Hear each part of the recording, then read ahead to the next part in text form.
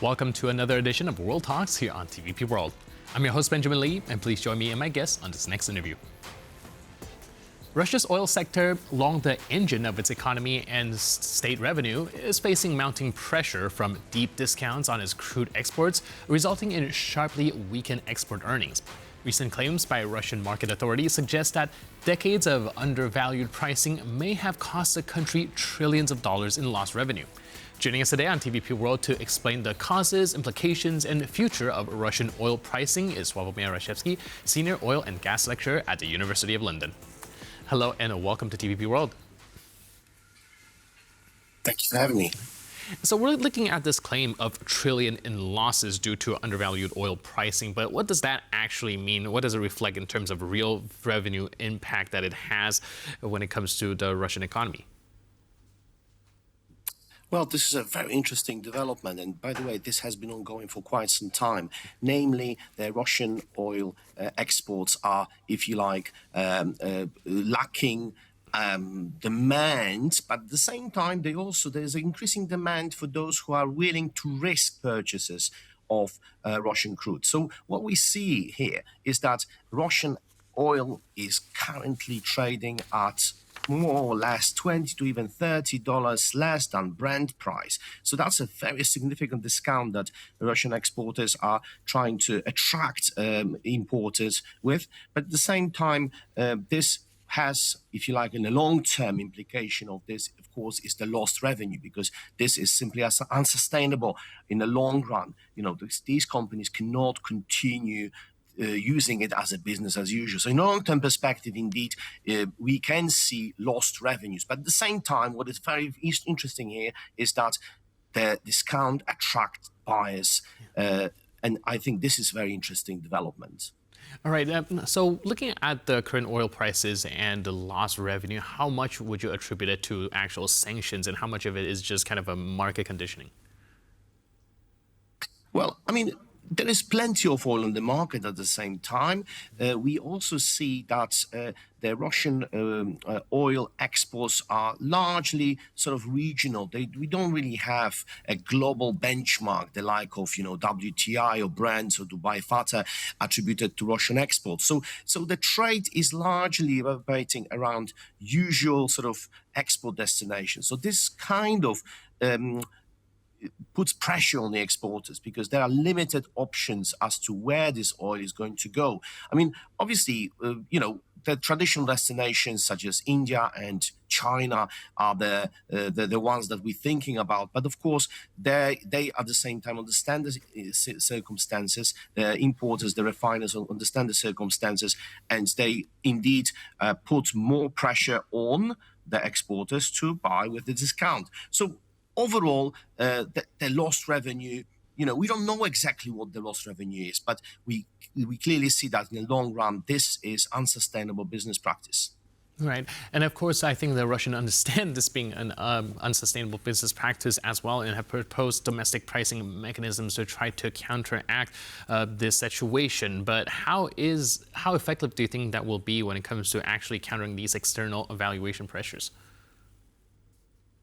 Well, I think that's what is happening, and this is perhaps the untold story. But if you talk to the traders, if you talk to the industry insiders, they also tell you something else, which is interesting, that the sanction companies that we discussed, by the way, in this program late last year, well, at the end of the last year, indeed are increasingly transferring oil to those companies who are not sanctioned. So we see increase in exports of, if you like, secondary oil companies. And this indeed tells us this untold story, the fact that the oil continues to flow despite the sanctions. And that's probably something which we are kind of uncomfortable to discuss because, we want to believe that sanctions work, but at the same time, there are very, if you like, intelligent and smart ways to circumvent the sanctions. And indeed, secondary or even tertiary companies are involved in the trade and exports of oil. So indeed, there's also this untold story to this. Right. Can you help us explore a little bit about that? Because, like you mentioned, I think we here in the West would really like to believe that these sanctions are hitting Russians' war coffer, but we do see various different revenues that they are still trying to make a profit out of these oil sales. Can you give us a scale of how effective the sanctions has been and how much of Russian war coffer is still being funded by these oil sales? I mean, there's no question that sanctions sort of influence the way refiners think. And if you look at the immediate effect on the refiners in India, for instance, the refiners have been careful not to sign new contracts, but at the same time, they rely on the existing contracts because the existing contracts are not affected. So, of course, the question is to what extent the existing contracts are not fulfilling the deliveries, continuous deliveries of oil at the agreed prices. So, but we, of course, don't know the content of these contracts because this is something which is subject to non-disclosure agreement. But clearly, sanctions do have the psychological impact. And in the grand scheme of things, I think what is happening is that we have this first-tier exporters, the Saudis and others, the UAE exporters of oil, and we have this secondary tier, sort of second-tier exporters,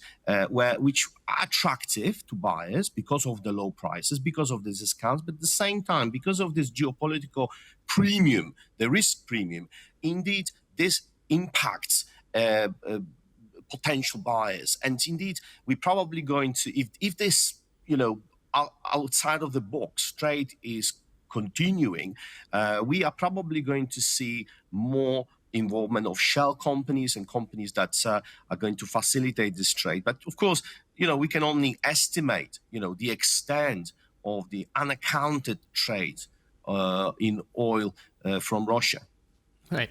You mentioned the psychological impact that it might have on these production companies. Also curious whether or not this will affect investment in things like exploration and production, seeing that some of these do require such a high cost if the oil is going down in prices. Do you think that that would also have a ripple effect in their willingness to invest in the sector? Well, I mean, overall, the sector investments continue around the world. But of course, if you're asking about Russia, there are a very limited number of companies that are going to invest in Russia, and these are going to be Russian companies, and indeed the Russian government or state-owned, government-owned companies that are involved in investments in new oil fields in Russia. Russia is the leading country when it comes to investment in oil and gas upstream production. Russia is obviously not the only producer, albeit very important one, but there are several other producers around the world which are also ramping up production. So then it again boils down to the point of first-tier and second-tier exporters of crude. The question is, who is going to be attractive on the market? And of course, the attractiveness of those second-tier exporters is going to be much lower than those which we can call, first-tier oil exporters. So, this may have impact long term, but of course, a lot depends on the developments, which are geopolitical developments. We don't know exactly what this 2026 is going to bring when it comes to the peace negotiations that the US is involved in. So, it may well be that things will be completely different in a quarter or, in 6 months' time or perhaps sooner. We don't know that. But one thing is sure, in the current business practice is unsustainable in a long-term perspective. That's precisely what is kind of threatening, if you like, the exporters going forward. Right, like I mentioned, there's also a lot of geopolitical factors that might actually impact the oil prices going forward, and everything's still up in the air. But last question, I'm also wondering the other way around. Do you think that there will be broader geopolitical or strategic consequences if the Russian oil sector continues to plummet and it can no longer reliably fund state budgets as well as their military expenditures? Well, that's a very big question. Of course, a lot will depend on the conflict. So, where the conflict is heading. But looking at in the grand scheme of things, there's the paradox here is that on the one hand, there is a lot of geopolitical risk involved with the oil trade, but at the same time, there will be always willing buyers who are willing to take the risk. And I think that these discounts, indeed, in a short-term perspective, are very attractive to traders. And of course, this is not something they're going to share with you. They're not going to talk about this. They're not going to boast about this. But, this is exactly what we think might be happening. All right, thank you so much for your input and insight and helping us unpack this very complex issue. Really appreciate it, and thanks for being with us on TVP World. Thank you, Ben. Cheers. And thank you for tuning into this edition of World Talks. But for more news, update, and commentary, please stay tuned to TVP World.